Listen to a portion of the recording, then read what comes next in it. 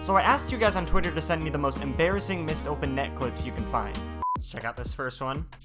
Oh, too fast. There. Oh, come on. I saw that. I definitely don't have 200 viewers. Alright, here's another one. Okay, looks like this is someone's montage. Nice, pass mid. Okay, you know, it happens. Oh. Oh my gosh. No! Okay, it's tie game. 16 seconds left. Alright. Okay, how do you miss this?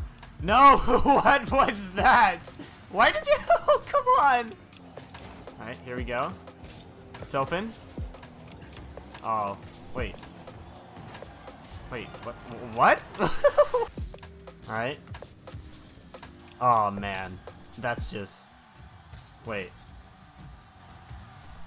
Oh, no. Please tell me. Why are we still here?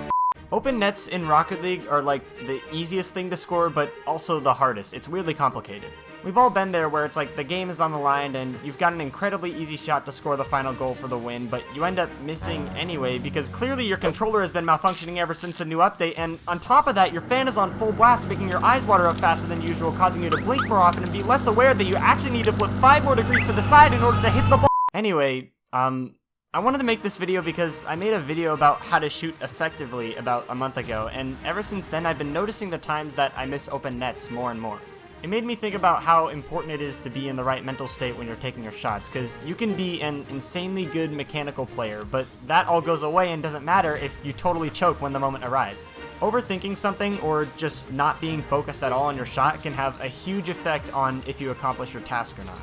So I figured it would be useful for you guys to know some tips on how to score those free goals we're given every once in a while, because I know this is something we're all familiar with.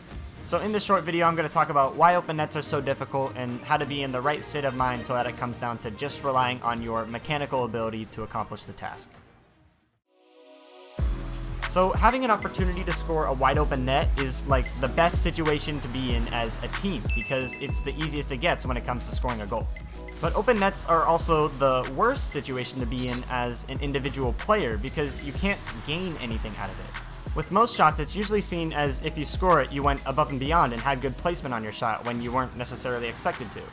And if you miss it, then that's fine anyway because you weren't really expected to score it in the first place. But on an open net, you can't go above and beyond. There's no way to look good in this situation.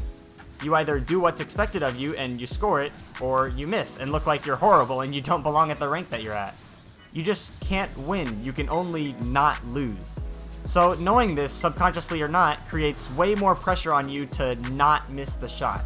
Your brain suddenly shifts from the mentality of, I'm gonna score this, to, I hope I don't miss this. So you try and be extra careful by jumping at the last second to make sure you're lined up, and well, there you go, you just missed the open net.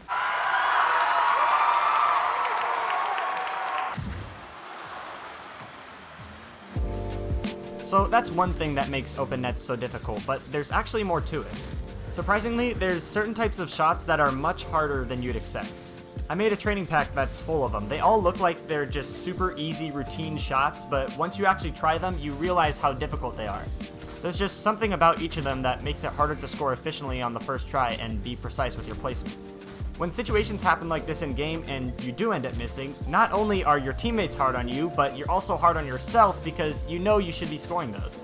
That's actually a huge reason why ones is so tilting. You get punished for almost every little mistake you make, and you have way more opportunities for those mistakes to happen as well, since you're the only player on your team. It's the main reason why I don't play ones very often, and probably why most of you don't either. As soon as you miss one open net, which is bound to happen eventually, you get tilted and start trying to be more precise on your shots. But unfortunately, focusing harder and trying to be more precise makes it even harder to score those open nets. Here's why. Overthinking is one of the most common but hidden problems people have in Rocket League. With open nets, you usually have some extra time to take your shot, so you end up using that time to your advantage and you make any last micro adjustments to confirm that you're hitting the ball correctly. But those micro adjustments you just made end up being the reason why you miss. For a lot of people, including myself, that extra time that we're given on open nets actually does more harm than good. I would see the opportunity and think, oh yeah, if I slightly turn my car to the side and then flip in this direction, then that should 100% confirm that I'm scoring instead of 99. Okay, well, there it goes. But if I had less time to think about the shot itself, it would have gone something more like this, where I keep it totally simple and place it right on net without any issue. So how do you apply this even when you do have that extra time? For me, there's a few different tips I've used that have helped me out with them recently. Let's start with the first one, which is think of the task broadly. So obviously the task in this case is to score the open goal, right? So instead of thinking jump and turn my car to the left and flip slightly to the right, or whatever it may be, I instead think of it as just place it in the goal. If I think of it as a more broad topic like that, then there's less of a chance I'm gonna make some sort of last second adjustment that throws me off. Don't think about the mechanics that you're doing, think about just hitting the ball where you want. This mentality, with practice of course, removes the pressure of the shot, which is the main thing that makes open nets so hard. It's much better to think of it as a command that you take action on, so like, score this goal, instead of don't miss this goal. On open nets, since you can't really look good from scoring them, our brains automatically try and shift the motivation to trying to not miss instead of trying specifically to score. The motivation being not to miss only adds more pressure, so it's important that you don't think of it like that. Open nets on their own are the easiest shots to hit. It's not about if you're capable of hitting the shot mechanically, because you know you are. The thing that makes them difficult is the pressure on you to hit it correctly. So if you can minimize that pressure and make it just about putting it on target, the shot becomes exactly what it should be, a free goal. Now for tip number 2, which is aim small, miss small. If you've played a sport like soccer or baseball before, you might have heard a coach tell you this.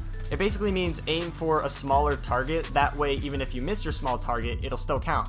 For Rocket League, this means aim for a specific part of the goal. Even if you miss that spot, you'll still score it, which is all you cared about in the first place. But be careful with how you perceive this tip, because I'm not saying think specifically. If you do, that directly contradicts the first tip. You should still be thinking about the shot in a broad way in terms of mechanics, but you should be aiming for a specific spot. So pretty much think specifically about where you want to place it, but broadly for what you do with your actual car. The more you look at and think about your car, the more of a chance you'll try and adjust the way you approach the shot, which isn't what we want. We want to think broadly in terms of mechanics, but specifically in terms of placement. And of course, as I mentioned, changing to this mentality isn't the flip of a switch. It totally takes practice, and the more you practice it, the better you'll be at it. It's all a mental battle against yourself when it comes to open net, so try and keep this mentality in the back of your mind while you're playing, and pull it out whenever you realize it's an open net. After some time, you'll notice yourself missing open nets way less often. So if you use these 2 tips correctly, open nets will become way easier. A lot of the time, missed open nets are the main thing that's holding people back from getting better.